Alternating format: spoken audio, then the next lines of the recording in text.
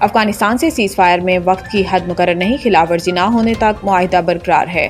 وزیر دفاع خواجہ محمد آصف نے کہا کہ سیز فائر معاہدے میں یہ بہت واضح طور پر بیان کیا گیا تھا کہ کوئی دراندازی نہیں ہوگی، ٹی ٹی پی کو افغان سرزمین پر کوئی سہولت فراہم نہیں کی جائے گی۔ خواجہ آصف کا کہنا تھا کہ ہم بار بار یہ بات دہراتے رہے اور ظاہر ہے کہ افغانستان اس بات سے انکار کرتا ہے۔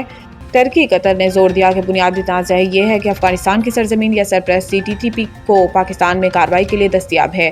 ہم نے افغانستان کو بتایا کہ سب کچھ صرف ایک شک میں منحصر ہے۔ ان کا کہنا تھا کہ اس سیز فائر کے لیے کوئی وقت کی حد مقرر نہیں کی گئی، کوئی وقت مقرر نہیں کیا کہ ہم فلاں تاریخ تک دیکھیں گے اور پھر سیز فائر معاہدے کی توثیق کریں گے۔ جب تک نافذ العمل معاہدے کی خلاف ورزی نہیں ہوتی، ہمارے درمیان جنگ بندی کا معاہدہ موجود ہے۔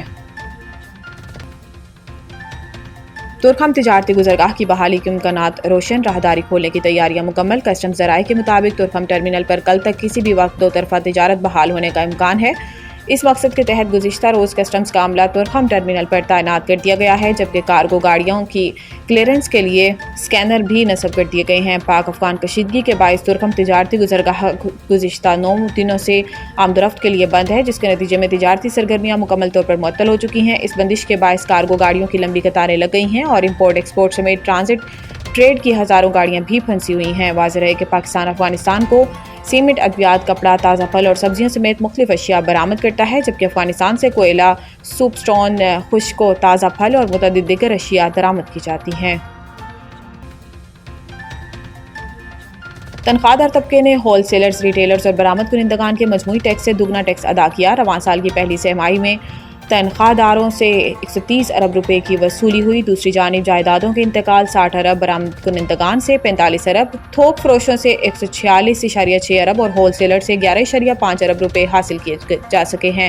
اس طرح قومی خزانے میں تنخواہ داروں کی جانب سے ڈالے جانے والا یہ حصہ کے تاجروں، تھوک فروشوں اور برآمد کنندگان کی مجموعی ادائیگی سے زیادہ، برآمد کنندگان کے مقابلے میں 3 گنا اور ریٹیل و ہول سیل سیکٹر کے مقابلے میں 5 گنا زیادہ ہے۔ تنخواہ دار طبقے نے پچھلے سال 545 ارب ٹیکس دیا۔ رواں برس ہدف 600 ارب روپے ہے۔ برآمد کنندگان، تھوک و پرچون فروش اور پراپرٹی ٹائکونز کی ٹیکس ادائیگی تنخواہ دار طبقے کے مقابلے میں نہایت کم ہے، جس سے ٹیکس نظام میں انصاف اور مساوات کے سوالات جنم لیتے ہیں۔ علی امین گنڈاپور کے ناقابل ضمانت وارنٹ گرفتاری جاری، گرفتار کر کے پیش کرنے کا حکم۔ اسلام آباد کی عدالت نے سابق وزیر اعلیٰ کے پی کے علی امین گنڈاپور کے وارنٹ گرفتاری جاری کر دیے۔ اسلام آباد کے ڈسٹرکٹ اینڈ سیشن کورٹس میں جوڈیشل مجسٹریٹ مبشر حسن نے سابق وزیر اعلیٰ خیبر پختونخوا علی امین گنڈاپور کے خلاف شراب و اسلحہ برآمدگی کیس کی سماعت کی۔ کیس کال ہونے کے باوجود علی امین گنڈاپور آج عدالت میں پیش نہیں ہوئے، جس پر عدالت نے مسلسل غیر حاضری پر ان کے ناقابل ضمانت وارنٹ گرفتاری جاری کر دیے۔ جوڈیشل مجسٹریٹ نے پولیس کو حکم دیا کہ علی امین گنڈاپور کو گرفتار کر کے آئندہ سماعت پر پیش کیا جائے، جبکہ کیس کی اگلی سماعت 28 اکتوبر تک ملتوی کر دی گئی۔ بھارتی دارالحکومت دنیا کا آلودہ ترین شہر قرار، لاہور بھی خطرناک آلودگی کی لپیٹ میں۔ عالمی خبر رساں اداروں کے مطابق بھارت میں دیوالی کے موقع پر آتش بازی کے باعث فضائی آلودگی خطرناک حد تک بڑھ گئی ہے، جس کے نتیجے میں دارالحکومت نئی دہلی کا ایئر کوالٹی انڈیکس 772 AQI تک جا پہنچا، جس سے ماہرین انسانی صحت کے لیے انتہائی نقصان دہ سطح تصور کرتے ہیں۔ بھارت میں دیوالی کی تقریبات کے اثرات سرحد پار پاکستان میں بھی محسوس کیے جا رہے ہیں، جس کے باعث لاہور سمیت پاکستان کے مشرقی شہروں کی فضا میں آلودگی نمایاں طور پر بڑھ رہی ہے۔ انڈیکس کے مطابق لاہور آج دنیا کا دوسرا آلودہ ترین شہر ہے، جہاں علی الصبح شہر کا ایئر کوالٹی انڈیکس 245 ریکارڈ کیا گیا، جبکہ دن بھر میں اوس انڈیکس 210 سے 240 کے درمیان رہنے کا امکان ظاہر کیا گیا ہے۔